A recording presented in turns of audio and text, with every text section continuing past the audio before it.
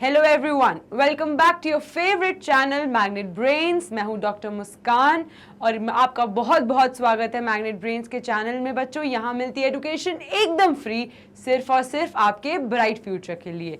सो आज मैं लेकर आई हूँ आपके लिए चैप्टर 5 सेलुलर प्रोसेस का बहुत ही इंपॉर्टेंट टॉपिक जो है मियोसिस। लास्ट वीडियो में स्टूडेंट्स हमने देखा था माइटोसिस के बारे में और cell division and cell cycle होता कैसे है। आज के वीडियो में हम देखेंगे कि मियोसिस क्या होता है, इसकी सारी स्टेजेस क्या होती हैं, एंड में हम डिस्कस करेंगे कि माइटोसिस और मियोसिस एक दूसरे से अलग कैसे होते हैं। सो स्टूडेंट्स, स्टार्ट करते हैं हम आज का वीडियो। सबसे पहले हम ये अपने डाउट्स क्लियर कर लेते हैं कि मियोसिस होता क्या है। तो स्टूडेंट्स, हमारी बॉडी में सारे सेल्स कैसे होते हैं, डिप्लॉयड कंडीशन में पाए जाते हैं। तो हमारी बॉडी के सारे सेल्स डिप्लॉयड होते हैं एंड डिप्लॉयड होने के बाद वो कैसा रिडक्शन फॉलो करते हैं, वो इक्वेशनल डिवीजन कहते हैं, उसे इक्वेशनल डिवीजन अंडरगो करते हैं और अपनी जो डॉटर सेल्स होती हैं वो प्रोड्यूस करते हैं। तो यहाँ पे हम इनकी डॉटर सेल्स बना देते हैं। तो ये बात बहुत इंपॉर्टेंट है कि जो पेरेंट सेल का जितना नंबर ऑफ क्रोमोसोम है, हमारी डॉटर सेल में भी एकदम इक्वल अमाउंट में पाया जाता है। तो पेरेंट के पास जितने अमाउंट से 46 क्रोमोसोम्स हैं, तो डॉटर सेल्स के पास भी 46 क्रोमोसोम्स ही पाए जाएंगे। तो इस पूरी प्रोसेस को हम क्या कहते थे, इसको हमने कहा था माइटोसिस। तो माइटोसिस कैसा डिवीजन है, माइटोसिस इक्वेशनल डिवीजन है जिससे पेरेंट एंड डॉटर दोनों के क्रोमोसोम्स इक्वल नंबर के होते हैं। अगर पेरेंट 2n है डिप्लॉयड, तो डॉटर सेल भी कैसी होगी, डिप्लॉयड होगी। इतना क्लियर है आपको। लेकिन हमारी बॉडी में एक्सेप्शन होते हैं। कौन से? दो सेल्स हमारी बॉडी में एक्सेप्शन होते हैं जो कैसे होते हैं, हैप्लॉइड होते हैं, वो डिप्लॉयड नहीं होते। तो वो कौन से हैं देख लेते हैं। तो एक्सेप्शन कौन सा है, एक्सेप्शन जो हमारी बॉडी में हैप्लॉइड होते हैं उनके एग्जाम्पल हैं स्टूडेंट्स हमारे स्पर्म्स एंड ओवा। ये जो दो सेल्स हैं स्टूडेंट्स, ये कैसी होती हैं, ये दोनों होती हैं हैप्लॉइड। कैसी होती हैं, हैप्लॉइड सेल्स होती हैं। मतलब इनके पास 2n नंबर ऑफ क्रोमोसोम्स नहीं होता, इनके पास जो नंबर ऑफ क्रोमोसोम प्रेजेंट है वो कैसा है, सिंगल n। इतना क्लियर है। अब ये सेल्स जब डिवीजन फॉलो करेंगी तो कैसा डिवीजन फॉलो करेंगी, दे फॉलो रिडक्शनल डिवीजन। कैसा, रिडक्शनल डिवीजन। अब इक्वेशनल डिवीजन नहीं होगा, अब होगा रिडक्शनल डिवीजन। एंड कैसे सेल्स प्रोड्यूस होंगे, अनदर हैप्लॉइड सेल्स ही प्रोड्यूस होंगे। कैसे सेल प्रोड्यूस हुए, हैप्लॉइड सेल्स प्रोड्यूस हुए। तो बेसिकली हमने क्या करा, हमने इनको डिराइव कहाँ से करा था, हमने इनको डिराइव डिप्लॉइड सेल को ब्रेक डाउन करके किस में कन्वर्ट करा, हैप्लॉइड सेल में। मतलब जब हमने 2n को कैसे कन्वर्ट कर दिया, n में। तो ये प्रोसेस कहाँ होती है, ये प्रोसेस होती है हमारे मियोसिस में। कहाँ होती है, हमारी मियोसिस में। तो मियोसिस क्या हुआ, मियोसिस इज अ डिविजनल, कह सकते हो रिडक्शनल डिवीजन, जिसमें हम डिप्लॉइड सेल से किस में कन्वर्ट करते हैं, हैप्लॉइड सेल में। इतना क्लियर हो गया। हमारी बॉडी में सारी सेल्स कैसी होती हैं, हमारी बॉडी में सारी सेल्स स्टूडेंट्स डिप्लॉयड होती हैं। They undergo mitotic division and कैसी डॉटर सेल्स प्रोड्यूस करती हैं, डिप्लॉयड ही डॉटर सेल्स प्रोड्यूस होती हैं। But there is an exception. क्या है वो एक्सेप्शन, वो एक्सेप्शन है हमारे स्पर्म एंड ओवम। ये जो दो सेल्स होती हैं ये कैसी होती हैं, ये हैप्लॉयड होती हैं। ये जो डॉटर सेल्स देती हैं ये भी हैप्लॉइड ही होती हैं। लेकिन हम इनको डिराइव कहाँ से करके ला रहे हैं, हम इनको तोड़ के ला रहे हैं डिप्लॉइड सेल से। तो जब हम डिप्लॉइड सेल को हैप्लॉइड सेल में कन्वर्ट करते हैं या तोड़ते हैं, उस डिवीजन को हम कहते हैं मियोसिस। इतना क्लियर है बच्चों, उस डिवीजन को हम कहते हैं meiosis. I hope that much is clear. अब इसको हम डिटेल में पढ़ते हैं। चलो Meiosis is referred to as production of haploid cells from diploid cells. इतना क्लियर हो गया, मतलब पूरा एजेंडा क्लियर हो गया मियोसिस का कि मियोसिस में हो क्या रहा है। मियोसिस में बेसिकली हम हैप्लॉइड सेल बना रहे हैं डिप्लॉइड सेल से। उसके बाद these gamete cells ultimately fuse during the fertilization phase of sexual reproduction to produce diploid offsprings। अब ये क्या बोल रहे हैं, अब हमने जब माइटोसिस पढ़ा था बच्चों, माइटोसिस में हमने क्या करा था, ये देखो 2n जो हमारी डिप्लॉइड सेल थी पेरेंट की, उससे हमने क्या करा, उससे हमने 2 डॉटर सेल्स बनाई जो कि डिप्लॉइड ही थी। ये तो हुआ हमारे माइटोसिस में। तो माइटोसिस में हमने इक्वेशनल डिवीजन करके डिप्लॉइड सेल से डिप्लॉइड सेल्स बना दी। लेकिन बच्चों हमारे मियोसिस में क्या होता है, यहाँ पे मैं आपको मियोसिस एक्सप्लेन करती हूँ। हमारे मियोसिस में क्या होता है, तो मियोसिस जब हम शुरुआत करते हैं, मियोसिस की जब हम शुरुआत करते हैं तो हमने क्या पढ़ा था, सबसे पहले 2 एक्सेप्शनल सेल्स होती हैं हमारी बॉडी में जो कैसी होती हैं, हैप्लॉइड। तो कौन सी होती हैं वो, ओवा एंड स्पर्म्स। तो यहाँ शुरुआत करते हैं हम ओवा एंड स्पर्म से। ठीक है बच्चों, ये रहा स्पर्म सेल एंड ये रही मेरी ओवा। तो सबसे पहले जब ये 2 सेल्स होती हैं एन, ये भी एन ये भी हैं, ये जब आपस में क्या करती हैं, फर्टिलाइज करती हैं। क्या करती हैं वो, फर्टिलाइजेशन। इनके बीच में जब फर्टिलाइजेशन होता है तो क्या फॉर्म होता है, इनके बीच में फॉर्म होता है 2n डिप्लॉइड सेल। और ये जो डिप्लॉइड सेल होती है इसको हम क्या कहते हैं, इसको हम कहते हैं जाइगोट। जो ये जाइगोट होता है बच्चों, ये क्या फॉर्म करता है, ये फर्दर अपनी पूरी बॉडी फॉर्म करता है। कैसे, ये अंडरगो किससे करेगा, यहाँ पे जो रिडक्शनल, यहाँ पे जो इक्वेशनल डिवीजन होगा, कैसा होगा, इक्वेशनल डिवीजन। यहाँ पे मैं लिख लेती हूँ इक्वेशनल डिवीजन। कैसा, हमारा माइटोसिस। तो यहाँ पे जो सेल बनेगी वो भी कैसी होगी, डिप्लॉइड। तो बेसिकली मैंने क्या करा, मैंने हैप्लॉइड सेल से डिप्लॉइड सेल बनाई। ठीक है, इतना प्रोसेस क्लियर है। लेकिन बच्चों हमारी स्पर्म एंड ओवा की सेल्स कैसे बनी, तो यहाँ पे जब मैंने 2n सेल्स लिया, ठीक है, इसको मैंने क्या अंडरगो करा, ये अंडरगो गया मेरे मियोसिस 1 करवा दिया, ये गया मियोसिस 1 के अंडरगो। जब ये मियोसिस 1 पे गया तो कैसी सेल्स मिली, मुझे 2 हैप्लॉइड सेल्स मिली। कैसी मिली, हैप्लॉइड। तो मैंने क्या करा, डिप्लॉइड सेल से क्या बनाई, हैप्लॉइड सेल। अब क्या हुआ, अब ये कैसे अंडरगो जाएंगी, अब ये जाएंगी मेरी इक्वेशनल डिवीजन। कैसा, इक्वेशनल डिवीजन। अभी तक ये क्या हो रहा था बच्चों, अभी तक यहाँ पे था रिडक्शनल डिवीजन। इतना क्लियर है। अब क्या मिलेगा मुझे, अब मुझे मिलेंगी मेरी 4 डॉटर सेल्स। ठीक है, 4 डॉटर सेल्स जो कैसी होंगी, हैप्लॉइड होंगी। इतना क्लियर है, जो कैसी होंगी, हैप्लॉइड होंगी। अभी इतना क्लियर है। अभी बस इतना समझ लो बच्चों कि जब हम हमारे स्पर्म और ओवा को फ्यूज करते हैं, जब उनको फर्टिलाइज करते हैं आपस में, तो क्या बनता है, मेरा जाइगोट। और जाइगोट जब अंडरगो करता है माइटोसिस तो पूरी बॉडी बनाता है जो डिप्लॉइड सेल्स होती हैं। यहाँ पे जब हमें स्पर्म एंड ओवा का फॉर्मेशन करना है तो हम क्या करते हैं, डिप्लॉइड सेल से कैसे कन्वर्ट करते हैं उसको, हैप्लॉइड सेल में। कैसे, पहले हम रिडक्शनल डिवीजन करके उसको कैसे 2 डॉटर सेल्स में करते हैं जो कैसी होती है, हैप्लॉइड। उसके बाद उसका इक्वेशनल डिवीजन होता है एंड 4 डॉटर सेल्स मिलती हैं जो भी कैसी होती हैं, हैप्लॉइड। ये ओवरलाइन क्लियर है आपको। चलो इसको अब थोड़ा और डिटेल में पढ़ते हैं। अब देखो स्टूडेंट्स, हमारी मियोसिस 2 फेजेस में होती है। कैसी होती है, 2 फेजेस में मियोसिस होती है। पहली क्या होती है, मियोसिस 1,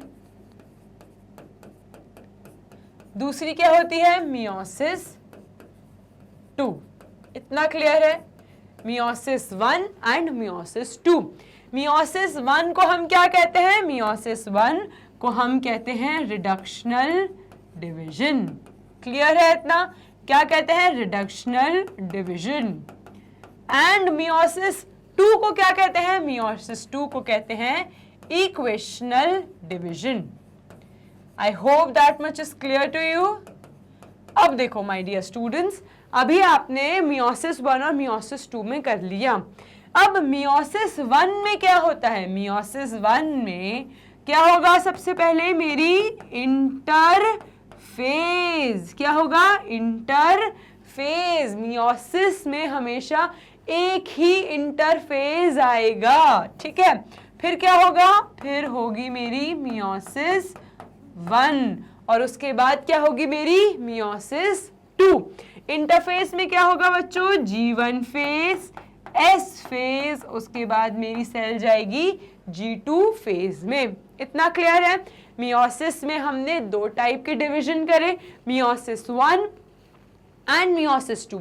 मियोसिस 1 कैसा होता है, रिडक्शनल डिवीजन।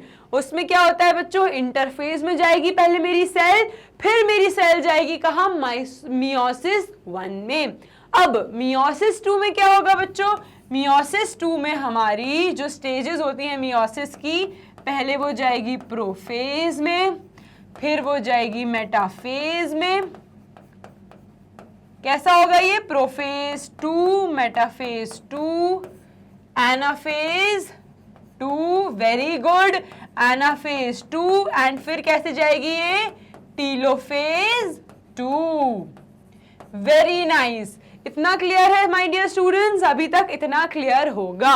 अब बच्चों मियोसिस 1 जो रहता है, मियोसिस 1 जो रहता है वो कैसा होगा, prophase 1, metaphase 1, anaphase 1 and telophase 1।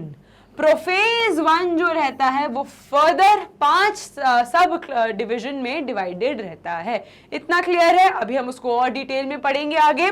अभी मैं बस इसके नाम बता देती हूँ कैसे रहेगा ये। पैकेटीन, सबसे पहला बच्चों आता है लिप्टोटीन। कैसा आएगा, लेप्टोटीन। फिर आता है जाइगोटीन, फिर आता है पैकेटीन, फिर आता है डिप्लोटीन एंड फिर आता है डाइकाइनाइसिस। इतना क्लियर है। अभी मैं इसके नाम बता रही हूं, इसको और डिटेल में हम आने वाले वीडियो में पढ़ेंगे। कोई जल्दी नहीं है, धीरे धीरे से सब कवर करेंगे। इतना क्लियर है आपको। चलो अब हम देखते हैं सबसे पहले क्या, अब हम सबसे पहले देखते हैं कि जब हमारी सेल कैसी थी। ये हमने मेरी सेल बनाई कैसी बच्चों, ठीक है। ये जो सेल है वो क्या है, ये है डिप्लॉइड। कैसी सेल है ये, डिप्लॉइड सेल। अब ये क्या किसके अंडर को करेगी, ये जाएगी मेरे मियोसिस 1। जब मेरी सेल मियोसिस 1 में जाती है, जब मेरी सेल मियोसिस 1 में जाती है तो कैसा डिवीजन होगा, तो होगा रिडक्शनल डिवीजन। कैसा डिवीजन होगा, रिडक्शनल डिवीजन। क्या होगा, रिडक्शनल डिवीजन। ये सब बातें मैं रिपीट इसीलिए बार बार कर रही हूं ताकि आपके दिमाग में फिट हो जाए, एकदम भर जाए, ठीक है। यहाँ पे कैसा होगा, रिडक्शनल डिवीजन। रिडक्शनल डिवीजन करा दिया स्टूडेंट्स। अब क्या होगा, अब होगा इक्वेशनल डिवीजन। कैसा, इक्वेशनल डिवीजन। अब इक्वेशनल डिवीजन के बाद क्या होगा, इक्वेशनल डिवीजन के बाद मेरे पास 4 डॉटर सेल्स होंगी। कैसी, वो होंगी मेरी हैप्लॉइड। एंड यहां क्या गया, ये गया मियोसिस 2। क्लियर है। मियोसिस 1 में हमें 2 हैप्लॉइड सेल्स मिली। कैसी, 2 haploid cells. And by the end of meiosis 2 4 haploid cells मिलती हैं। इतना क्लियर है। इसके कैसे है, 46 क्रोमोसोम्स। कितने हैं इसके पास, 46 क्रोमोसोम्स। मेरे मियोसिस 1 के पास कितने हो जाते हैं, 23 क्रोमोसोम्स ईच सेल। एंड उसके बाद क्या होता है बच्चों, मेरा इक्वेशनल डिवीजन। इतना क्लियर है? अब मैम आप हमें ये समझाओ कि ये हो कैसे रहा है। यहां तक तो इतना तो ओवरव्यू तो क्लियर हो गया हमें कि कुछ डिप्लॉयड सेल थी जिसको हमने ब्रेक डाउन करा मियोसिस 1 में और उसको हैप्लॉयड में कन्वर्ट कर दिया। फिर हमने मियोसिस 2 करके उसे और 2 हैप्लॉयड सेल में कन्वर्ट कर दिया। ये तो हमें समझ आ गया, लेकिन ये सब हो कैसे रहा है? तो बच्चों बहुत आसान है। आज की डेट में अगर आप ये वीडियो देख रहे हैं तो आपको ये बहुत अच्छे से क्लियर हो जाएगा कि ये सब हो कैसे रहा है। तो चलो शुरुआत करते हैं हम। आ जाओ मेरे साथ। अब देखो इस वीडियो से और क्लियर हो जाएगा तुम लोगों को। माइटोसिस में कैसा हो रहा था, जो हमारी पेरेंट सेल थी वही कैसी हो गई, हमारी डॉटर सेल्स। अगर पेरेंट सेल डिप्लॉयड है तो डॉटर सेल्स भी कैसे होंगी, डिप्लॉयड। मियोसिस में क्या होता है बच्चों, पहले क्या होता है, रिडक्शनल डिवीजन। पहले क्या होता है, रिडक्शनल डिवीजन। यहाँ पे क्या है, रिडक्शनल डिवीजन। और हमने क्या करा, हमने 2 हैप्लॉयड सेल्स बनाई। कैसी, 2 हैप्लॉयड सेल्स बनाई। जब हमने रिडक्शनल डिवीजन करके मियोसिस 1 में 2 हैप्लॉयड सेल्स बना दी, उसके बाद क्या होगा, उसके बाद हमारी सेल जाएगी मियोसिस 2 में। मियोसिस 2 में जाने के बाद वो कैसी हो जाएगी, 4 हैप्लॉयड सेल्स। एंड इसको हम क्या कहते हैं, जल्दी बताओ मेरे से पहले, इक्वेशनल डिवीजन। Very good. तो मेरी सेल कहाँ गई, इक्वेशनल डिवीजन में।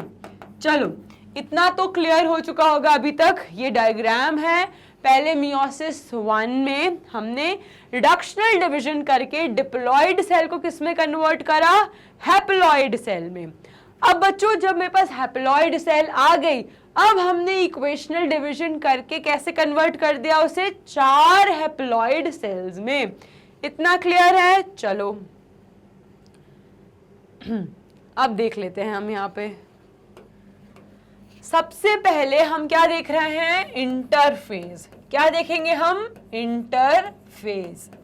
इंटरफेज में उस सबसे पहले क्या देखेंगे, सबसे पहले हम देखेंगे हमारा G1 फेज। तो G1 फेज में क्या होता है बच्चों, G1 फेज में कुछ इंपॉर्टेंट पॉइंट है जो आपको एकदम याद हो जाने चाहिए, रट जाने चाहिए। जैसे प्रोटीन सिंथेसिस इंक्रीजेस।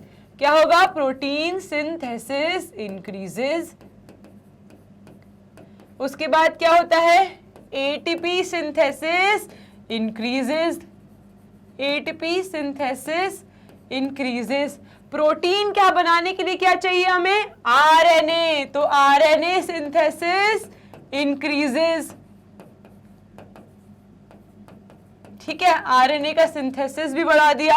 अब बच्चों हमारे पास पूरी सेल कॉन्टिन्यूसली फॉर्म कर रही है, प्रोटीन बना रही है, फिर एनर्जी भी चाहिए, एटीपी एनर्जी बढ़ा रही है, एनर्जी प्रोडक्शन भी ज्यादा चाहिए उसे आरएनए भी ज्यादा चाहिए। तो मेरी सेल क्या है, मेटाबॉलिकली एक्टिव है। तो cell is metabolically very active. ठीक है, तो सेल इज मेटाबॉलिकली एक्टिव।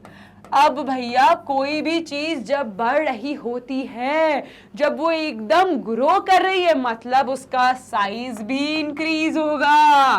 तो सेल साइज इंक्रीजेस।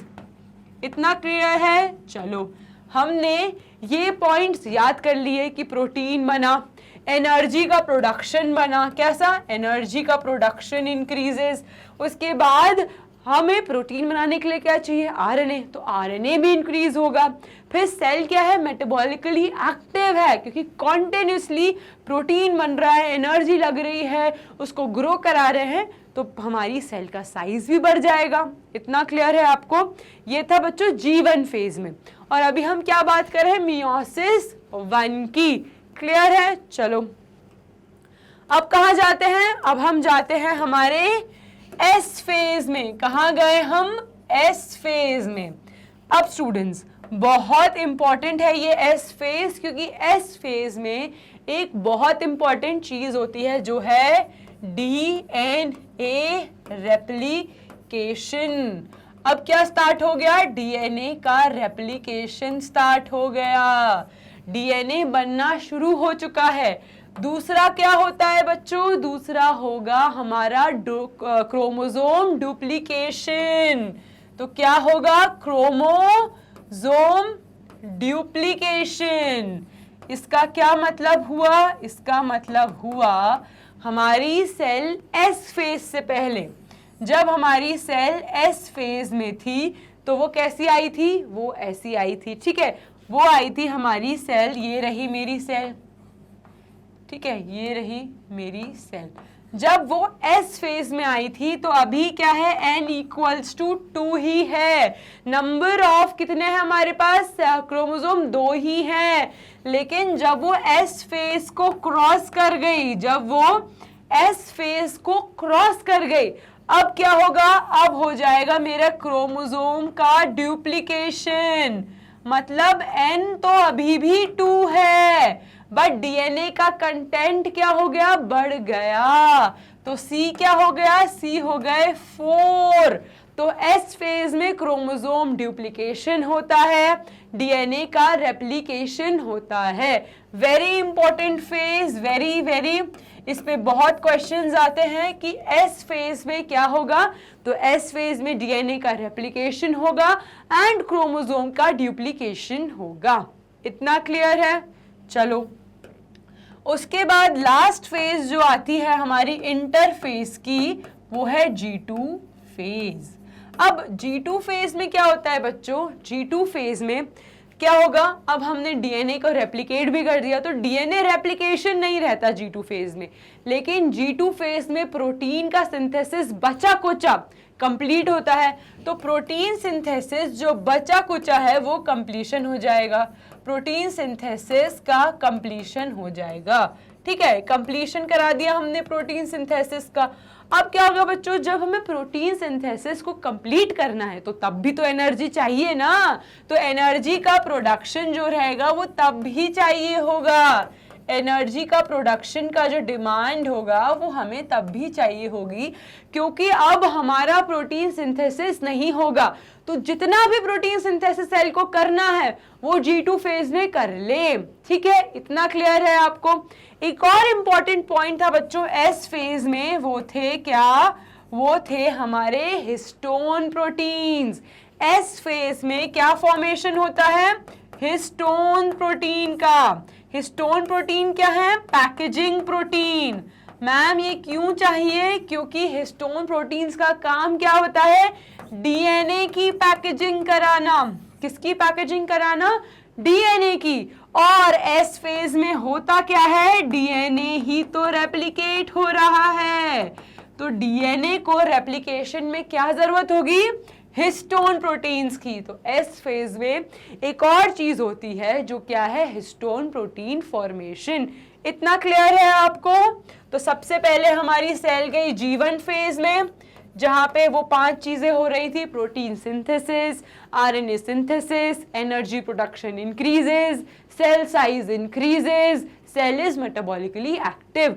अब हमारी सेल आ गई एस फेज में। एस फेज में क्या होगा बच्चों? डीएनए का रेप्लिकेशन, क्रोमोसोम का duplication and histone protein formation.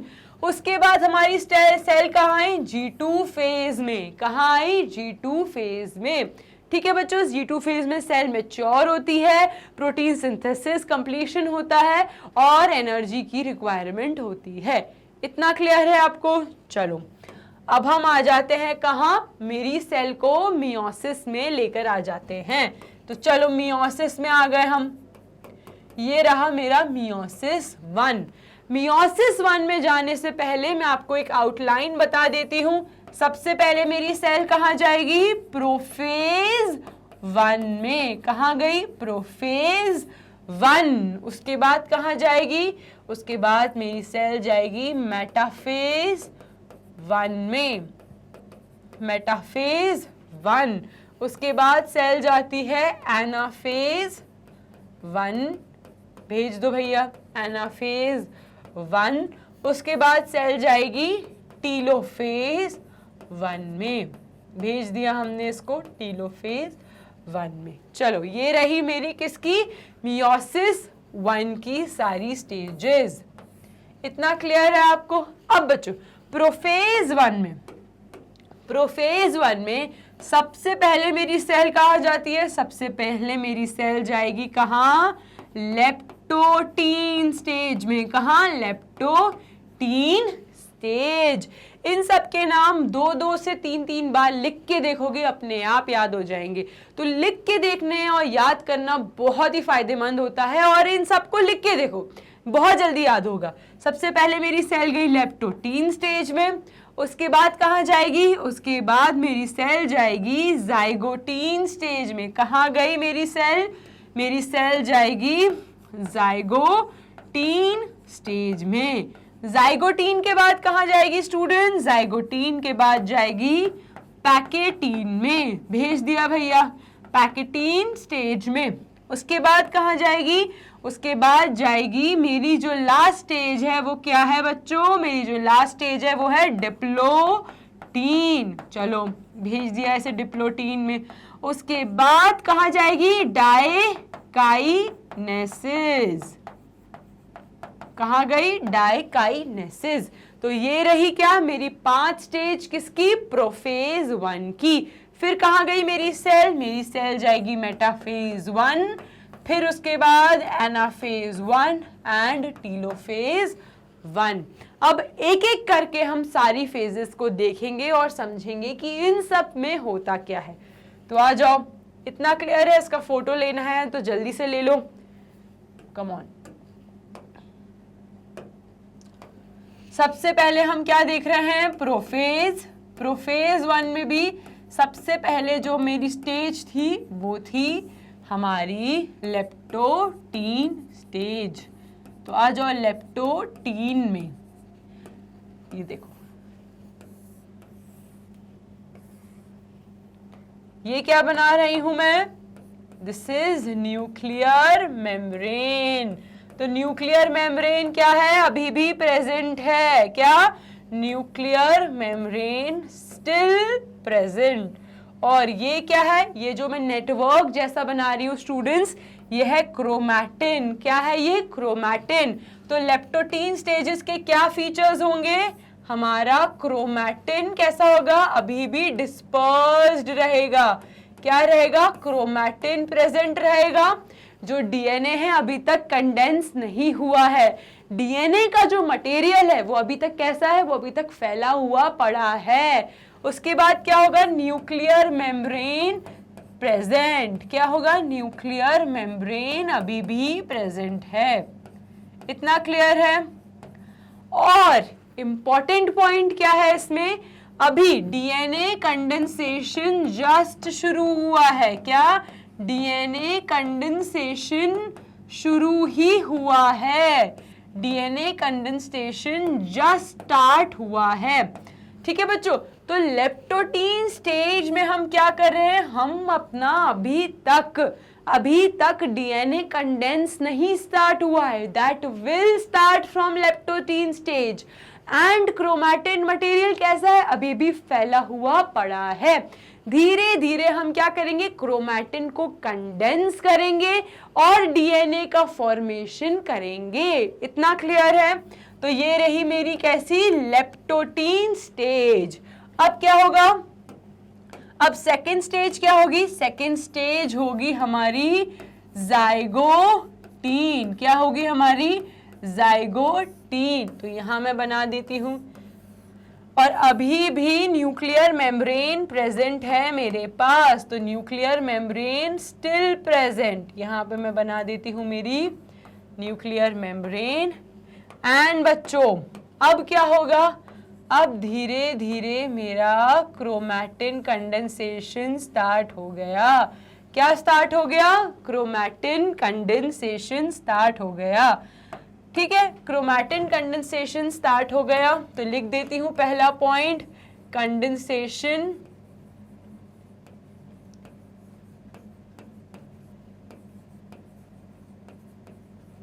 ठीक है, क्रोमैटिन कंडेंसेशन बहुत जोरों शोरों से शुरू हो चुका है, क्रोमैटिन कंडेंस्ड हो चुका है।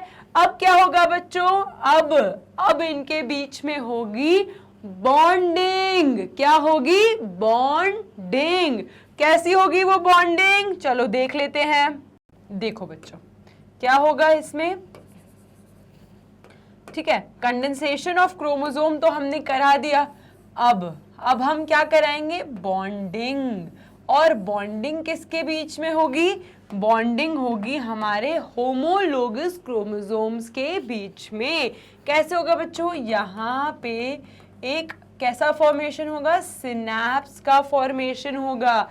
क्या होगा, सिनैप्स फॉर्मेशन।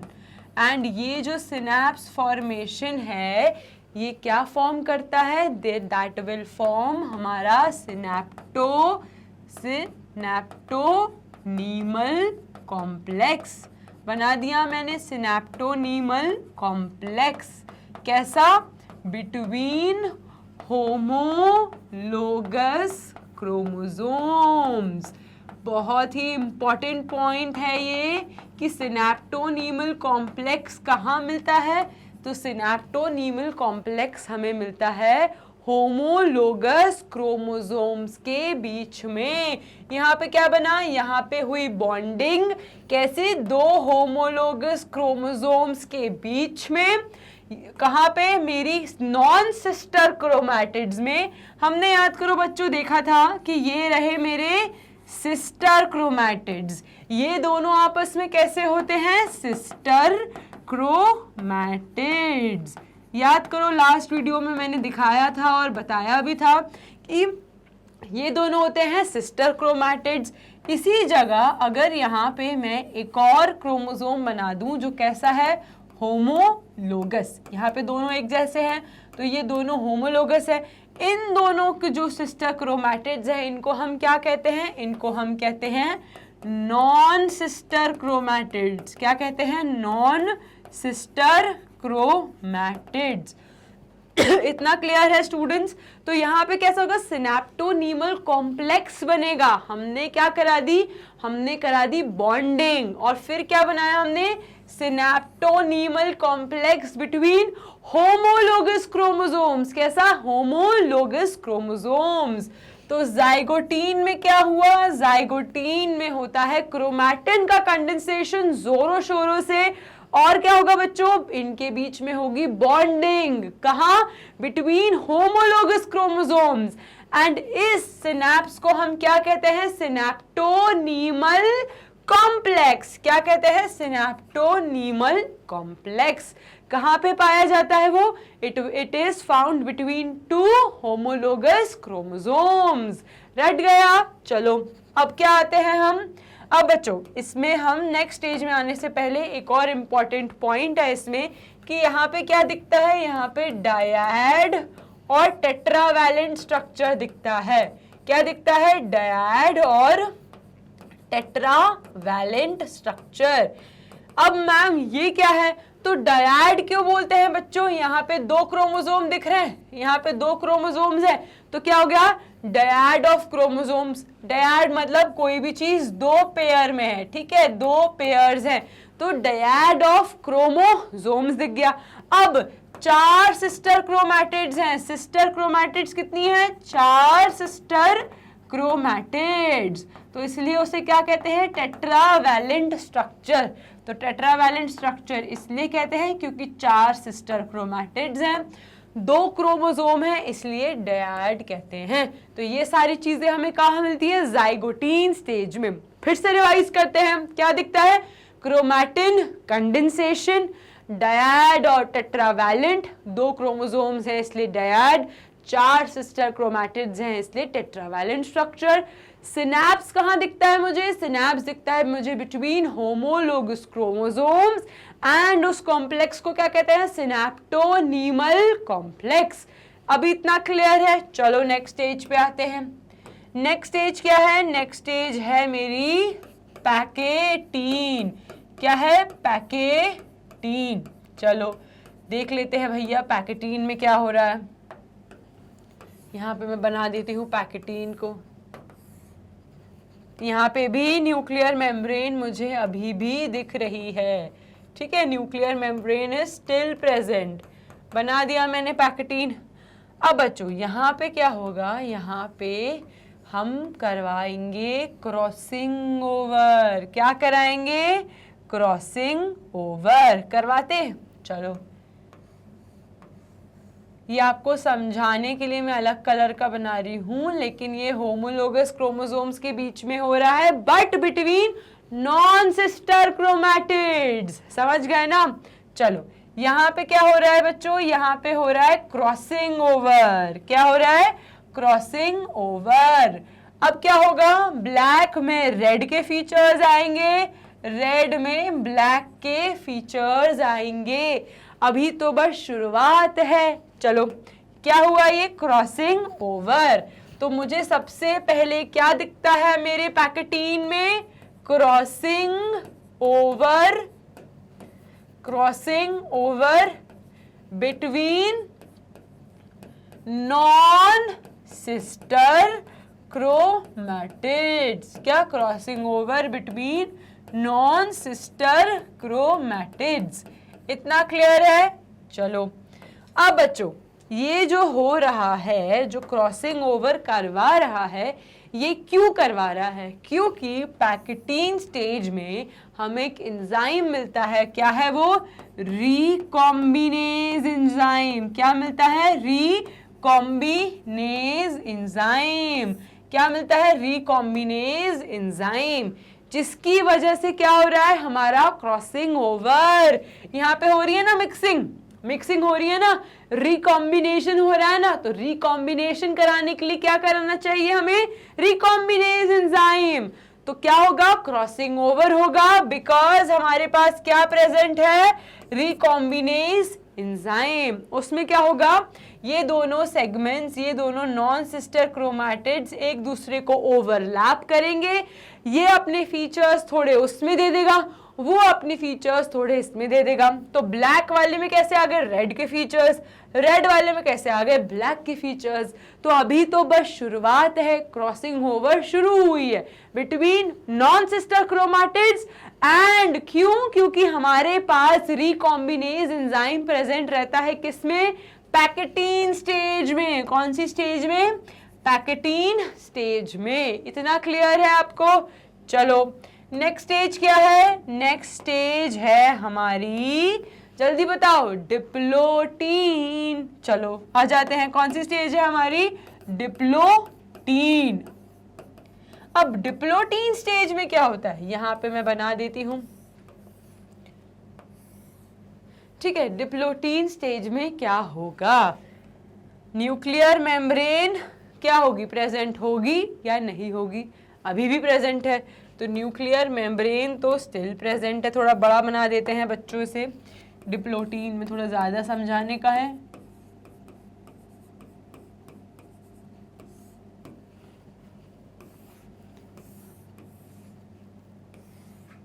चलो ये रही मेरी न्यूक्लियर मेम्ब्रेन, ठीक है, अभी भी प्रेजेंट है क्या, मेरी न्यूक्लियर मेम्ब्रेन। अब जो मैंने क्या बनाया था, मैंने बनाया था क्या, क्रॉसिंग ओवर कराया था। अब मैं क्या करूंगी, अब मैं थोड़ा बड़ा स्ट्रक्चर कर देती हूँ। कर दिया मैंने थोड़ा बड़ा स्ट्रक्चर। चलो मैंने थोड़ा अपना क्रोमोसोम को खींच दिया, इलोंगेट कर दिया, और इस एंड को भी इलोंगेट कर दिया, इस एंड को इलोंगेट। अब बच्चों इनके बीच में क्या हुआ, इनके बीच में शेयरिंग हुई। रेड वाले ने क्या करा, अपने फीचर्स ब्लैक वाले को दे दिए, ब्लैक वाले ने क्या करा, अपने फीचर्स रेड वाले को दे दिए। चलो दे दो अपने फीचर्स भैया, रेड एंड ब्लैक को दे दिए, दे दिए भैया, हाँ मैम दे दिए। चलो कंप्लीट करते हैं इसको। चलो अब क्या होगा, अब इनके बीच में आपको एक एक्स शेप स्ट्रक्चर दिख रहा है, ये दिख रहा है एक्स शेप स्ट्रक्चर। क्या दिखा हमें, एक्स शेप्ड स्ट्रक्चर। इस एक्स शेप्ड स्ट्रक्चर को क्या कहते हैं हम, इसको हम कहेंगे कियास्मेटा। तो क्या फॉर्म हुआ हमारे डिप्लोटीन स्टेज में, कियास्मेटा फॉर्मेशन। ये chiasmata क्या है? ये chiasmata है एग्ज शेप्ड स्ट्रक्चर जो क्यों हो रहा है? हमारे crossing over between two non sister chromatids. हमने अपने सारे क्या कर दिए? उसको दे दिए दूसरे वाले को, दूसरे वाले से अपने वाले में ले लिए सारे फीचर्स। तो अभी क्या हो गई हमारी क्रॉसिंग ओवर, और उसके बाद एक एग्ज शेप स्ट्रक्चर आया जिसको हमने कहा chiasmata। अब बच्चों इसमें एक और इम्पॉर्टेंट चीज होती है जो बहुत याद रखने की है, वो है डिसोल्यूशन ऑफ सिनैप्स। तो सिनैप्टोनीमल कॉम्प्लेक्स कहाँ गया? गायब हो गया। Dissolution of synaptonemal complex. सबसे पहले मैंने सिनैप्टोनीमल कॉम्प्लेक्स में क्या कहा था? बॉन्डिंग होगी। क्या कहा था? बॉन्डिंग हुई तो क्या बना? सिनैप्टोनीमल कॉम्प्लेक्स। लेकिन भैया हम तो एक्स की बात कर रहे हैं, एक्स से थोड़ी ना कोई बॉन्डिंग करता है। तो जब भी एक्स शेप स्ट्रक्चर आएगा बॉन्डिंग गायब हो जाएगी, एक्स कभी दोस्त नहीं होते। तो एक्स शेप स्ट्रक्चर जब मेरा chiasmata फॉर्मेशन होता है तब क्या होगा बच्चों? Dissolution of synaptonemal complex. Synaptonemal complex dissolute हो जाएगा। इतना क्लियर है आपको? ये क्या था मेरी डिप्लोटीन स्टेज के बारे में। अब कहाँ आएगी मेरी सेल? अब मेरी सेल आएगी डायकाइनेसिस पे। कहाँ आएगी? डायकाइनेसिस पे।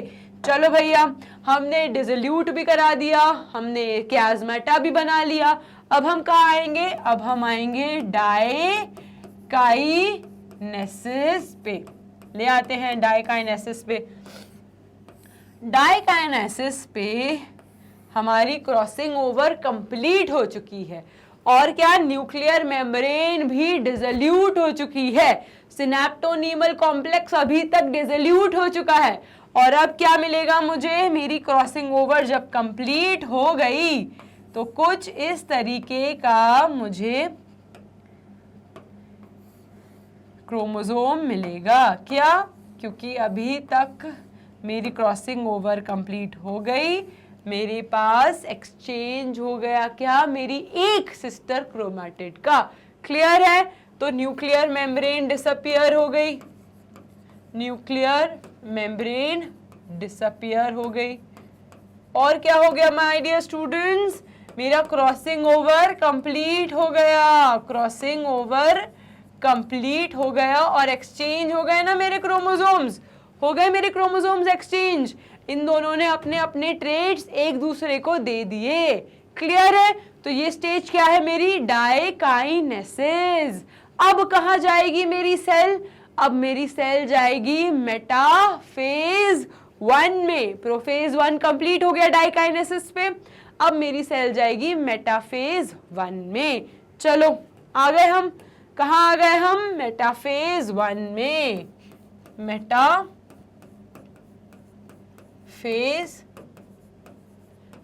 1 क्लियर है? चलो यहाँ पे डायग्राम बना लेते हैं। सबसे पहले क्या बनाएंगे हम? सेंट्रियोल्स। क्या बनाएंगे? सेंट्रियोल्स। सेंट्रियोल्स के बाहर जो फाइबर्स होते हैं उन्हें क्या कहते हैं हम? Aster fibres. चलो यहाँ पे हम बना देते हैं मेरी क्रोमोसोम्स को।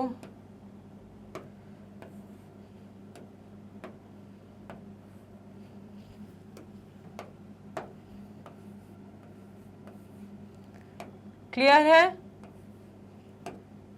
और बना दूं क्या? एक और दो पेयर बना दूं क्या तुम लोगों के लिए? चलो बना देते हैं, समझ में इजीली आ जाएगा।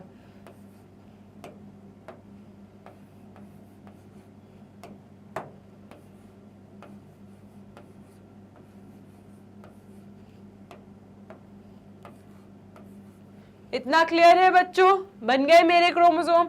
अब इनको किससे अटैच कर देंगे हम? स्पिंडल फाइबर से।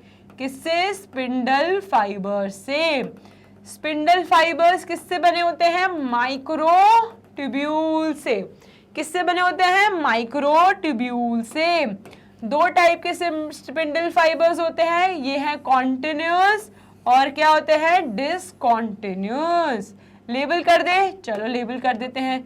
ये कैसे हैं? Continuous spindle fibres, continuous spindle fibres. और ये कैसे है? ये है मेरे discontinuous spindle fibres, discontinuous spindle fibres. And ये क्या हो गए मेरे? ये हो गए मेरे होमोलोगस क्रोमोसोम्स, और ये दोनों आपस में कैसे हैं? Heterologous chromosomes. क्लियर? ये क्या है? ये है मेरा सेंट्रियोल। क्या है? सेंट्रियोल। और किसके अंदर है ये है मेरा सेंट्रोजोम। इंपॉर्टेंट पॉइंट तो मैम ने बनाया ही नहीं बच्चों। ये अटैच किससे होते हैं? ये अटैच होते हैं काइनेटोकोर से। किसको? स्पिंडल फाइबर अटैच रहता है सेंट्रोजोम से। किसके थ्रू? काइनेटोकोर। तो इनको तो बनाना बहुत जरूरी है। सेपरेशन कौन करेगा वरना? काइनेटोकोर। तो ये रहे मेरे काइनेटोकोर। तो बच्चों मेटाफेज प्लेट फेज में क्या होता है? सब कुछ कहाँ अलाइंड है? सब कुछ अलाइंड रहता है मेरी प्लेट में, जिसको क्या कहते हैं? Metaphase plate. तो अभी सारे क्रोमोसोम्स कहाँ अटैच्ड हैं? कहाँ किस अलाइन है? ये अलाइंड है मेरी मेटाफेज प्लेट में। क्लियर है? प्रोफेज 1 में सबसे पहले डिसअपियरेंस किसका होगा? गोल्जी का। फिर किसका होगा? एंडोप्लाज्मिक रेटिकुलम का। फिर क्या होगा बच्चों? जो सारी प्रोसेस हमने पढ़ी। मेटाफेज प्ले फेज में क्या होता है? सारे क्रोमोसोम्स कहाँ के अलाइन हो जाते हैं? एक सेंट्रल प्लेट पर, जिसको हम क्या कहते हैं? Metaphase plate. अब क्या कहाँ आएगा मेरा क्रोमोसोम? अब मेरा क्रोमोसोम आएगा एनाफेज में। कहाँ आएगा? एनाफेज में। चलो ले आते हैं उसे एनाफेज में। ये आ गया एनाफेज में। अब एनाफेज में आने के बाद क्या होगा? सेपरेशन। क्या होगा बच्चों? सेपरेशन। यहाँ पे क्या होता है बच्चों? यहाँ पे मेरी ये रहे मेरे सेंट्रियोल्स, ठीक है, ये रहे मेरे सेंट्रियोल्स। अब क्या होगा बच्चों? यहाँ पे मेरे सिस्टर क्रोमैटिड्स मूव नहीं करते। यहाँ पे सिस्टर क्रोमैटिड्स मूव नहीं करते। यहाँ पे क्या मूव करते हैं? क्रोमोसोम्स मूव करते हैं। कौन से? हमारे होमोलोगस क्रोमोसोम्स मूव करते हैं। चलो बना लेते हैं। क्लियर? क्लियर हो गया? यहाँ पे ऐसे। तो एनाफेज प्लेन में हमने अभी तक इनका सेपरेशन कर लिया। काइनेटोकोर को बोला भैया खींच लो इसे अपनी तरफ, और ये रहे मेरे स्पिंडल फाइबर्स, ये रही मेरी मेटाफेज प्लेट। हमने इनको सेपरेट कर लिया सेपरेट। अब जो लास्ट स्टेज थी, क्या थी मेरी last stage? Telophase stage. Metaphase में हमने इनको सेंटर पे अलाइन कर दिया, एनाफेज पे हमने इन दोनों को अलग अलग कर दिया। अब टीलोफेज में हम क्या करेंगे? टीलोफेज में हम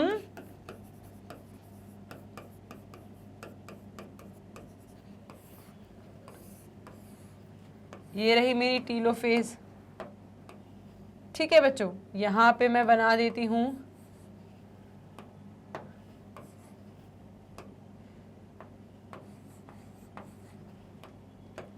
तो अब क्या करा मैंने? अब मैंने मेरे क्रोमोसोम का डिवीजन कंप्लीट कर दिया। हो गया मेरा क्रोमोसोम का डिवीजन कंप्लीट। और क्या होगा? अब क्या होगा? एंडोप्लाज्मिक रेटिकुलम विल अपीयर, ठीक है, endoplasmic reticulum will appear, Golgi will appear, nuclear membrane आ गई, ये रही nuclear membrane will appear, nuclear membrane will appear. Division complete हो गया, डिवीजन भी कंप्लीट हो गया, ठीक है, डिवीजन भी कंप्लीट हो गया। एंडोप्लाज्मिक रेटिकुलम जो गायब हुई थी प्रोफेज में वो भी वापस आ गई। गोल्जी जो गायब हुआ था प्रोफेज में वो भी वापस आ गया। न्यूक्लियर मेम्ब्रेन जो गायब हुआ था डाइकाइनेसिस में वो भी वापस आ गया। क्लियर बच्चों? तो ये क्या थी मेरी टीलोफेज 1। इतना क्लियर है? चलो अब हम देख लेते हैं। सबसे पहले हमने क्या देखा था? लेप्टोटीन स्टेज, जिसमें हमने क्या करा था? डीएनए को लपेटा था, मतलब क्रोमैटिन का कंडेंसेशन बिगिन करा था, जो क्रोमैटिन फैला हुआ रखा था कहाँ? हमारे न्यूक्लियर मेम्ब्रेन में। ठीक है बच्चों? During this stage the chromosome form thin threads visible under the light microscope. Each chromosome consists of 2 sister chromatids. ये रहे। तो each chromosome consists of 2 sister chromatids. अभी तक कैसा था? अभी तक thin tiny threads थे, उनका कंडेंसेशन शुरू ही हुआ था कहाँ? लेप्टोटीन स्टेज में। तो क्रोमैटिन कंडेंसेशन कहाँ हुआ था? हमारे लेप्टोटीन स्टेज में। इतना क्लियर है? उसके बाद हम कहाँ आए थे? उसके बाद हम आए थे जाइगोटीन स्टेज में। क्या था जाइगोटीन स्टेज में? The pairing of homologous chromosome takes place during this stage. क्या बताया था मैंने? कि ये रही मेरी जाइगोटीन स्टेज। यहाँ पे क्या होता है? होमोलोगस क्रोमोसोम्स के बीच में क्या होगी? बॉन्डिंग। बॉन्डिंग से क्या बनेगा? Synaptonemal complex. तो कैसी हुई? Pairing between homologous chromosomes takes place in zygotene stage. फिर क्या था बच्चों? The synaptonemal complex is assembled which is facilitated the pairing of homologous chromosome. कितना आसान है? क्या कैसी थी ये? Between homologous chromosome. कैसा हुआ? हमारे through synaptonemal complex, homologous chromosomes. Clear? Now, the complex formed by a pair of synapsed homologous chromosome is called bivalent और tetrad. मैंने क्या बताया था? इसमें क्या दिखता है बच्चों? bivalent बोलो या divalent बोलो, बात एक ही है। और tetrad क्या था? तो bivalent क्यों बोल रहे थे? क्योंकि हमारे पास कैसे थे? हमारे पास बाइवैलेंट, देखो बच्चों, डायड कहो, ठीक है, या इसे बाइवैलेंट कहो, सब सिनोनिम है एक दूसरे के, ठीक है। टेट्राड कहो या डाई या टेट्रावैलेंट कहो, मतलब समझे कितना आसान है कि बस वर्ड्स को घुमा दिया इन्होंने कि डायड और बाइवैलेंट क्यों कहेंगे? क्योंकि यहाँ पे 2 क्रोमोसोम्स प्रेजेंट हैं, क्योंकि यहाँ पे 2 क्रोमोसोम्स प्रेजेंट हैं। टेट्राड और टेट्रावैलेंट क्यों कहते हैं बच्चों? क्योंकि यहाँ पे 4 सिस्टर क्रोमैटिड्स हैं। क्यों हैं 4 सिस्टर क्रोमैटिड्स? तो यहाँ तो आप इसे बाइवैलेंट और टेट्राड कहो या इसे डायड और टेट्रावैलेंट कहो, आपकी मर्जी। बात दोनों एक ही चीज कह रहे हैं कि 4 सिस्टर क्रोमैटिड्स हैं और 2 क्रोमोसोम्स हैं। कौन सी स्टेज में? हमारी जाइगोटीन स्टेज में। क्लियर है? क्या हो रहा है यहाँ पे? सिनेप्टोनीमल कॉम्प्लेक्स फॉर्मेशन हो रहा है between homologous chromosomes. Clear? Synaptonemal complex क्या है? बॉन्डिंग बनाता है। कैसा? मेरी non sister chromatids of homologous chromosomes, और उस सिनेप्स को हम कहते हैं सिनेप्टोनीमल कॉम्प्लेक्स। कितना आसान है। चलो उसके बाद हम आ जाते हैं पैकेटीन स्टेज में। पैकेटीन स्टेज में हमने किस एंजाइम के बारे में पढ़ा था? जल्दी बताओ। रिकॉम्बिनेज एंजाइम की। कौन से एंजाइम के बारे में? रिकॉम्बिनेज। क्यों बच्चों? क्योंकि क्या हो रहा है अब? रिकॉम्बिनेशन।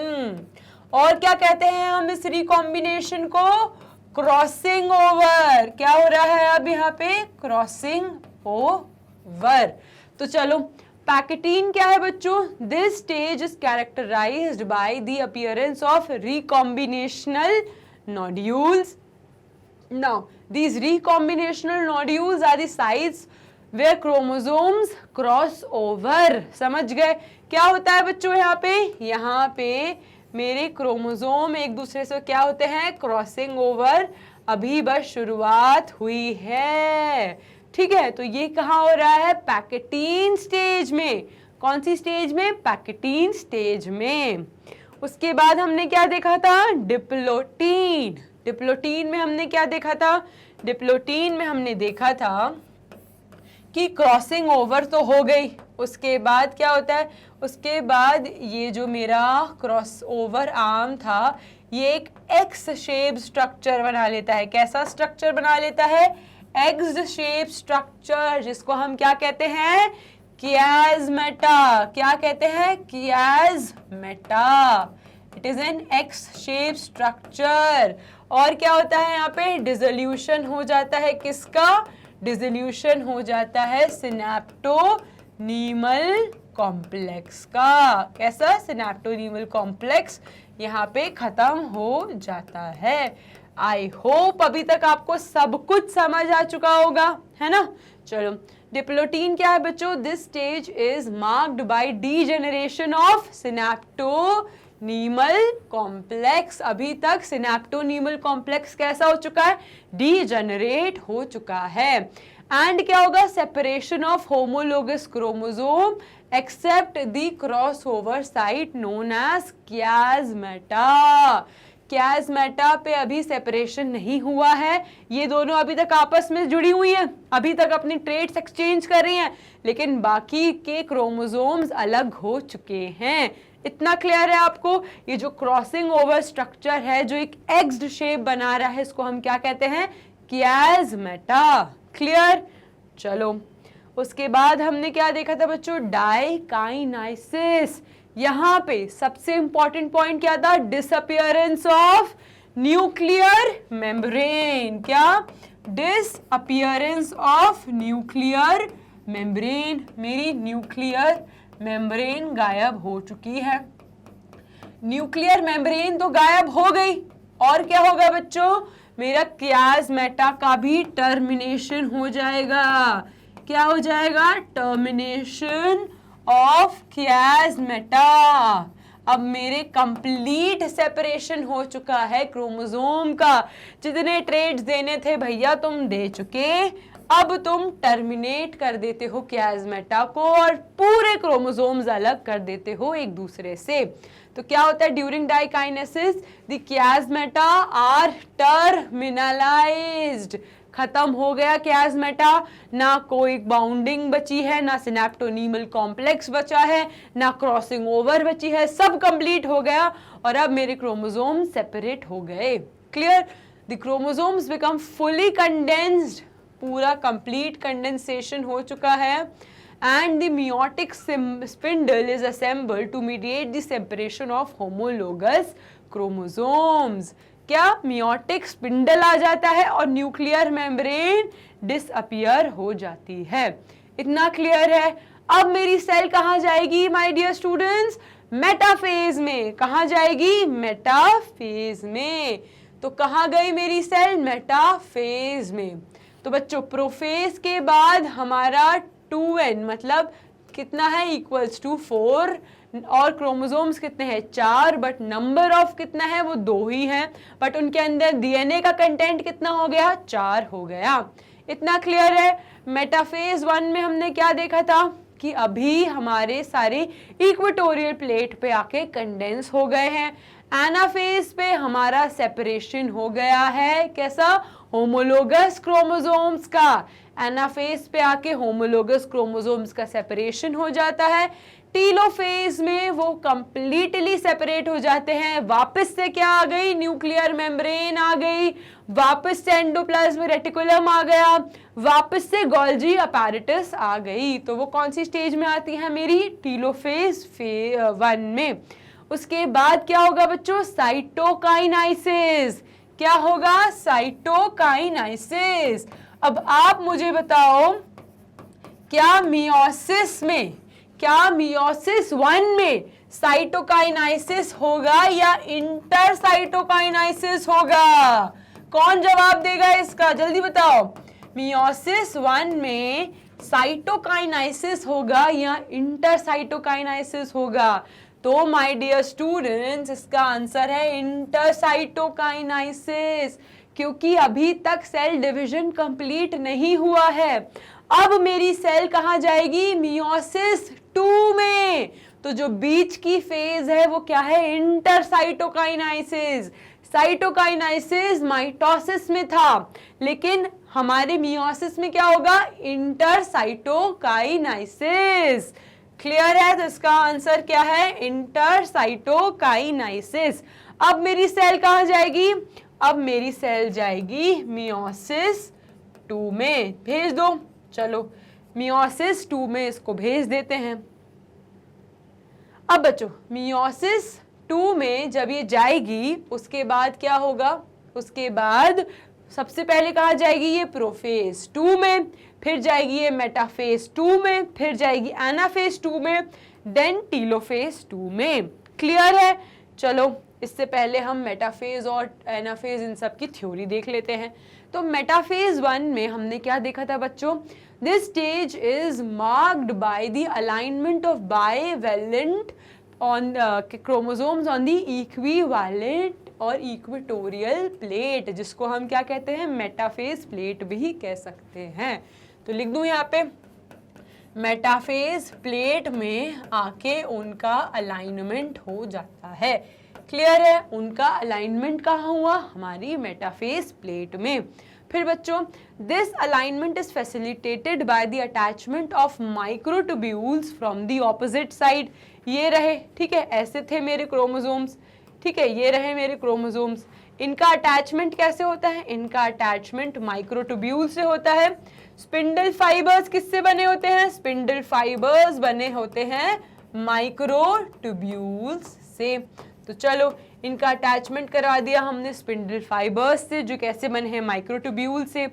उसके बाद यहाँ पे एक स्ट्रक्चर पाया जाता है जो माइक्रोट्यूब्यूल को क्रोमोसोम से अटैच करता है। उसे क्या कहते हैं हम? उसे हम कहते हैं काइनेटोकोर। क्या कहते हैं? काइनेटोकोर। तो बच्चों the alignment is facilitated by the attachment of microtubules from the opposite pole of the spindle to the kinetochore of homologous chromosome। इतना क्लियर है? यहाँ पे है मेरे क्रोमोसोम, ये रहा मेरा सेंट्रियोल। तो मुझे क्रोमोसोम को सेंट्रियोल से अटैच करना है, तो मैंने यहाँ पे एक स्ट्रक्चर दे दिया, और जो स्ट्रक्चर अटैच कर रहा है वो है मेरा स्पिंडल फाइबर। ठीक है? क्लियर है इतना? चलो आगे बढ़ते हैं। उसके बाद कहाँ आई? एनाफेज 1 में। नाउ एनाफेज 1 में क्या होता है बच्चों? Separation of homologous chromosome occur during anaphase of meiosis 1। अब हमने सेपरेशन कर दिया। कैसा था? हाँ, एक और इंपॉर्टेंट पॉइंट है बच्चों, माइटोसिस में हम सेपरेशन किसका करते हैं? माइटोसिस में हम सेपरेशन कर रहे हैं सिस्टर क्रोमैटिड्स का। किसका? सिस्टर क्रोमैटिड्स का। लेकिन मियोसिस में कैसा करते हैं? मियोसिस में हम क्रोमोसोम का सेपरेशन कर रहे हैं। किसका सेपरेशन कर रहे हैं? क्रोमोसोम का सेपरेशन कर रहे हैं। क्लियर? इससे कंफ्यूज मत होना कि मियोसिस में हम क्रोमोसोम का सेपरेशन करते हैं एंड माइटोसिस में हम सिस्टर क्रोमैटिड्स का सेपरेशन करते हैं। तो separation of homologous chromosomes occur during anaphase 1 of meiosis 1। अब बच्चों the sister chromatids remain attached to each other at their centromeres। इसमें क्या होता है बच्चों? जो सेपरेशन हो रहा है उसमें हमारे क्रोमोसोम किससे अटैच्ड है? सेंट्रोमियर से अटैच्ड हैं। यहाँ पे क्रोमैटिड्स का सेपरेशन हुआ क्या? नहीं, यहाँ पे पूरा का पूरा होमोलोगस क्रोमोसोम्स अलग हो गए। पूरे के पूरे होमोलोगस क्रोमोसोम अलग हो गए, और वो किससे अटैच्ड हैं? वो सेंट्रोमियर से अटैच्ड हैं। किससे अटैच्ड हैं? वो अभी भी सेंट्रोमियर से अटैच्ड हैं। ये रहे मेरे, अभी भी वो किससे अटैच्ड हैं? सेंट्रोमियर से। इतना क्लियर है आपको? चलो इसके बाद कौन सी स्टेज आती है? इसके बाद आती है मेरी टीलोफेज स्टेज। आ जाओ। टीलोफेज में क्या होता है बच्चों? टीलोफेज में न्यूक्लियर मेम्ब्रेन विल रीअपियर, और क्या वापस आएगा? Endoplasmic reticulum will appear, endoplasmic will reappear and Golgi will reappear. Clear? And Golgi will reappear. ये कहाँ हो रहा है? मेरी टीलोफेज 1 में. अब कहाँ गई मेरी सेल? अब मेरी सेल जाएगी मियोसिस 2 में, जो कैसा है बच्चों? जो है इक्वेशनल डिवीजन. अभी क्या हो रहा है? Reductional division. अब मेरी सेल जाएगी मियोसिस 2 में, जो है इक्वेशनल डिवीजन. तो चलो सेल को ले आते हैं हम अपनी मियोसिस 2 में. अब बच्चों मियोसिस 2 की सबसे पहली स्टेज क्या है मेरी? प्रोफेज 2. लिख दूं यहाँ पे, मियोसिस 2 में सबसे पहले मेरी सेल कहाँ जाएगी? प्रोफेज 2 में. उसके बाद कहाँ जाएगी? मेटाफेज 2 में. फिर कहाँ जाएगी? एनाफेज 2 में. एंड उसके बाद जाएगी टीलोफेज 2 में. इतना क्लियर है? चलो देख लेते हैं क्या होता है. आ जाओ. प्रोफेज 2. नाउ बच्चों प्रोफेज 2 में there is a breakdown of nuclear envelope and disappearance of nucleolus. अब क्या होगा? मेरा न्यूक्लियर एनवेलप टूटेगा और न्यूक्लियोलस कैसा होगा? डिसअपियर होगा. The compaction of chromosomes occur again. अब क्रोमोसोम्स वापस से बनना चालू होते हैं और आपस में कॉम्पैक्ट होने लगते हैं. कैसे? वापस से एक दूसरे के पास आने लगेंगे. अब बच्चों मेटाफेज 2 में क्या होगा? Attachment of chromosome occur at the centromere containing kinetochore. अब क्या होगा? उनका अटैचमेंट कहाँ से होगा?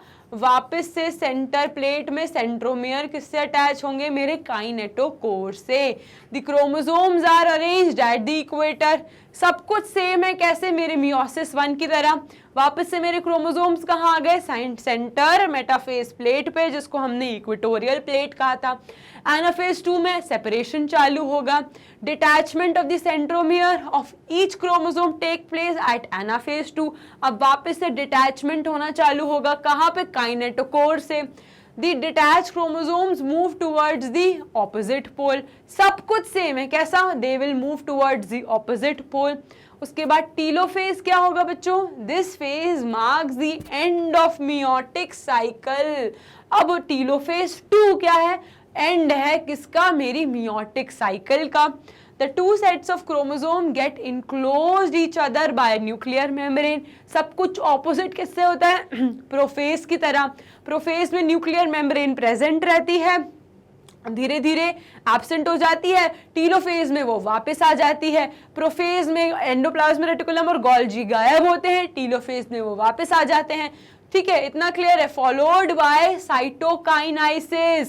साइटोकाइनाइसिस क्या होता है बच्चों? ये मेरी सेल है, इनके बीच में क्या होगा? एक फरो फॉर्मेशन होगा. एंड धीरे धीरे धीरे धीरे ये फरो डीपन होगा. धीरे धीरे ये फरो डीपन होता है. और क्या होता है? मेरी सेल 2 टुकड़ों में डिवाइड हो जाती है. और मेरी सेल कैसी हो जाती है? 2 टुकड़ों में डिवाइड हो जाती है. तो इस प्रोसेस को क्या होते हैं? जहाँ पे फरो फॉर्मेशन से एक सेल को हम 2 सेल में डिवाइड कर देते हैं. इस स्टेज को हम कहते हैं साइटोकाइनेसिस, जिसमें हम फरो को डीपन करते करते सेल को 2 टुकड़ों में डिवाइड कर देते हैं. क्लियर है इतना? चलो एक बार इसका डायग्राम देख लेते हैं फिर से. चलो प्रोफेज 2 में हमने क्या करा? प्रोफेज 2 में हमने न्यूक्लियर मेम्ब्रेन को गायब कर दिया, एंडोप्लाज्मिक रेटिकुलम को गायब कर दिया, गोल्जी को गायब कर दिया. मेटाफेज प्लेट में सबको कहाँ? इक्वेटोरियल प्लेट में रख दिया. कहाँ रख दिया? बीच में आके इक्वेटोरियल प्लेट पे रख दिया. यहाँ पे ये सब गायब कर दिए. यहाँ पे इन सबको कहाँ ला दिया बच्चों? इक्वेटोरियल प्लेट में. अब एनाफेज 2 में हमने क्या करा, सेपरेशन स्टार्ट कर दिया। क्या करा, सेपरेशन स्टार्ट कर दिया। एंड यहाँ पे क्या मूव होंगे मेरे, होमोलोगस क्रोमोसोम्स। ये माइटोसिस नहीं है, यहाँ पे क्रोमैटिड्स मूव नहीं होते, यहाँ पे होमोलोगस क्रोमोसोम्स मूव होंगे। कहाँ, ऑपोजिट साइड। तो होमोलोगस क्रोमोसोम मूव होते हैं towards the opposite pole, towards the opposite pole. ठीक है, यहाँ पे हमने होमोलोगस क्रोमोसोम्स को ऑपोजिट पोल पे मूव कर दिया। उसके बाद टीलोफेज में क्या होता है बच्चों, टीलोफेज तक आते आते एंडोप्लाज्मिक रेटिकुलम रीअपीयर हो जाती है, हमारी गोल्जी रीअपीयर हो जाती है, और हमारी एंडोप्लाज्मिक रेटिकुलम रीअपीयर हुई, गोल्जी, न्यूक्लियर मेम्ब्रेन और न्यूक्लियर एनवेलप का फॉर्मेशन हो जाता है।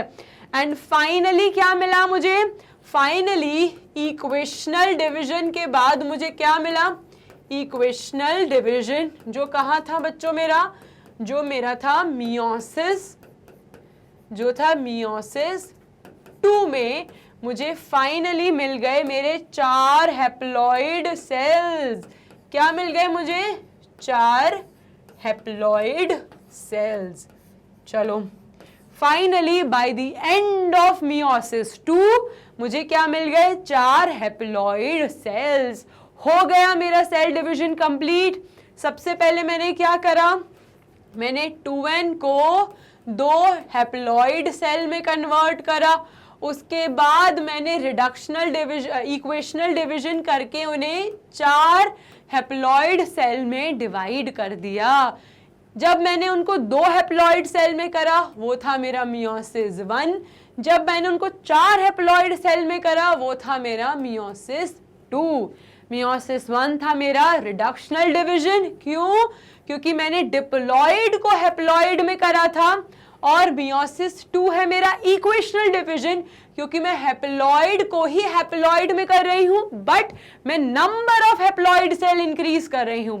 अब आपको ये पूरी प्रोसेस क्लियर हो गई कि कैसे स्टेप बाय स्टेप मेरी हैप्लॉइड डिप्लॉइड सेल पहले हैप्लॉइड में कन्वर्ट हुई, फिर हैप्लॉइड सेल का नंबर इंक्रीज होके वो 4 हैप्लॉइड सेल्स बनी। Clear students? ठीक है, ये हो गया हमारा कंप्लीट। अब लास्ट पार्ट क्या है बच्चों आज के पूरे वीडियो का, वो है डिफरेंशिएट, कि हमारे माइटोसिस एंड मियोसिस में क्या डिफरेंस है। तो सबसे पहले देख लेते हैं माइटोसिस कैसा होता है बच्चों। माइटोसिस होता है जिसमें हम डिप्लॉइड को ही डिप्लॉइड में कन्वर्ट कर रहे हैं। हम अपनी पेरेंट सेल और डॉटर सेल के सेल्स बराबर हैं। अगर मेरे पेरेंट के पास 46 क्रोमोसोम्स हैं तो मेरी डॉटर सेल के पास भी 46 क्रोमोसोम्स होंगे। क्लियर?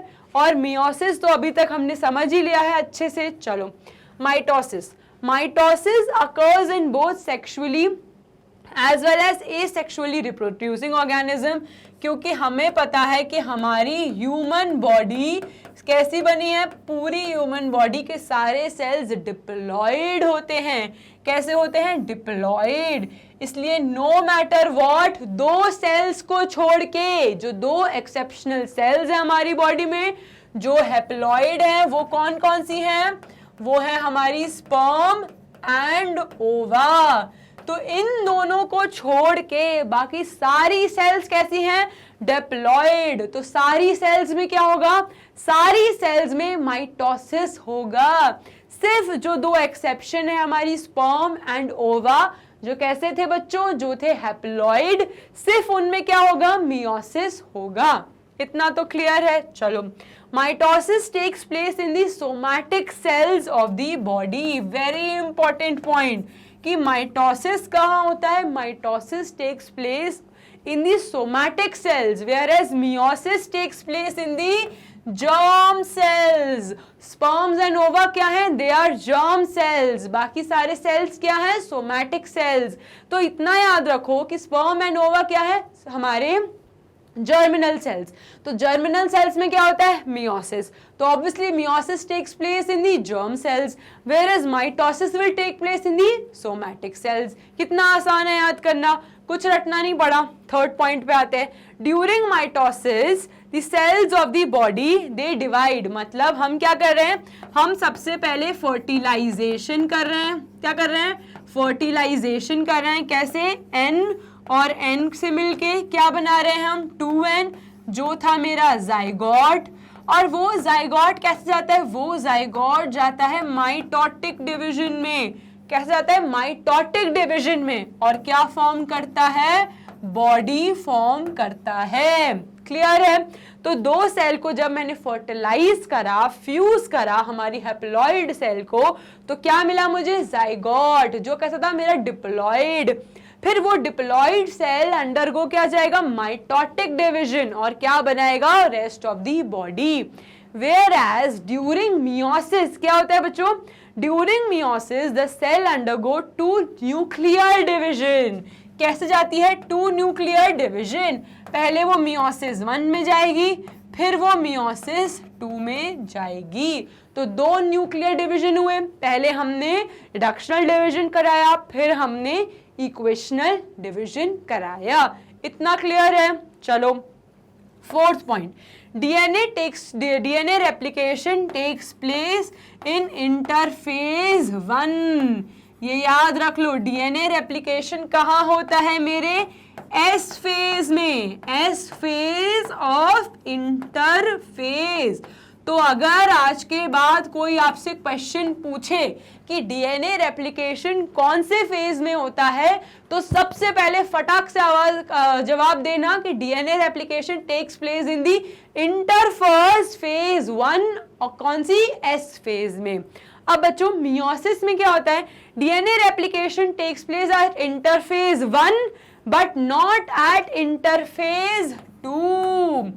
याद है ना? इंटरफेज सिर्फ एक ही होता है। इंटरफेज मियोसिस में सिर्फ एक होता है। वो भी कहाँ? वो भी मियोसिस 1 में। क्या मियोसिस 2 में इंटरफेज होता है? नहीं, सिर्फ मियोसिस 1 में इंटरफेज होता है। तो आपसे अगर कोई क्वेश्चन पूछे कि मियोसिस में तो 2 इंटरफेज होंगे, क्योंकि मियोसिस 1 एंड मियोसिस 2 है। बट आप क्या कहोगे कि मियोसिस 2 में तो इंटरफेज होता ही नहीं है। तो मियोसिस 1 में भी डीएनए रेप्लिकेशन कहाँ मिलेगा स्टूडेंट्स? हमें एस फेज ऑफ इंटरफेज 1 में ही मिलेगा। क्लियर? चलो नेक्स्ट स्लाइड पे जाते हैं। अब बच्चों prophase is comparatively easier of mitosis. Prophase थोड़ा आसान रहता है, लेकिन मियोसिस में प्रोफेज कैसे डिवाइड रहता है? फर्दर 5 स्टेजेस में। कौन सी होती हैं वो? लेप्टोटीन, फिर क्या आती है? फिर आती है हमारी जाइगोटीन, उसके बाद आती है पैकेटीन, डिप्लोटीन एंड डाइकाइनाइसिस। तो प्रोफेज हमारी फर्दर 5 फेजेस में डिवाइडेड है, लेकिन माइटोसिस का प्रोफेज थोड़ा आसान होता है। चलो, synapses does not occur in mitosis. क्या कोई सिनेप्स होता है माइटोसिस में? नहीं, लेकिन मियोसिस में होता है। कौन सी स्टेज में?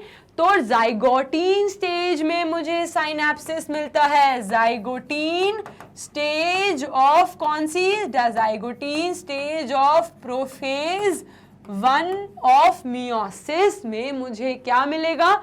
मुझे मिलेगा साइनेप्टोनीमल कॉम्प्लेक्स या साइनेप्स। चलो, crossing over between sister chromatids of homologous chromosome does not occur during mitosis. लेकिन मियोसिस में क्रॉसिंग ओवर होता है।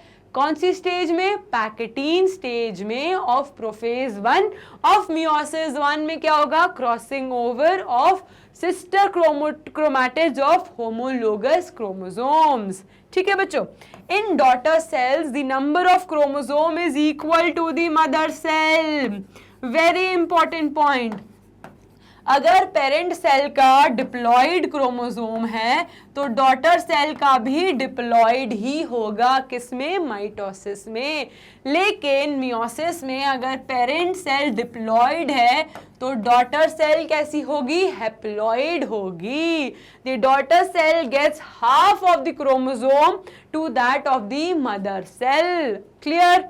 चलो, mitosis result in the formation of two daughter sales.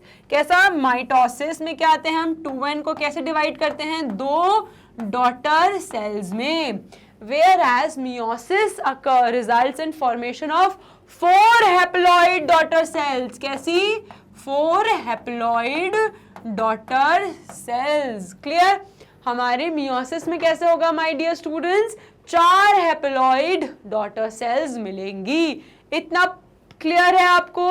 अभी तक सारे डाउट्स क्लियर हो जाने चाहिए, और अगर नहीं हुए तो आप कमेंट करो, I will solve your doubts. Clear?